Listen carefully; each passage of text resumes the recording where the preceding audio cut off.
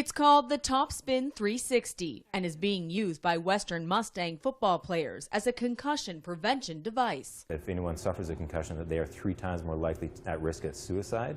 So there's a lot of health implications down the road. After years of research, former football player and now physiotherapist Theo Vestige came up with a new device that would help athletes strengthen their necks in a way never done before. The player puts the helmet on, and then using specific contractions of the neck, they get the small weight spinning. The faster that weight gets spinning, the more centripetal force is generated, so the stronger the neck has to be to keep the weight spinning, and the faster the neck muscles need to respond and react to the ever-changing load to keep the head stable.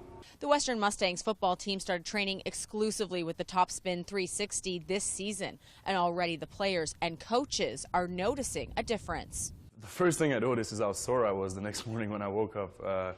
Could barely move my head, and that's when we knew, like, okay, this is really working, because it gets muscle that I never knew were there in my neck. Theo's device is a way that we can strengthen the neck dynamically, because in the sport of football, our neck is moving in a lot of different directions.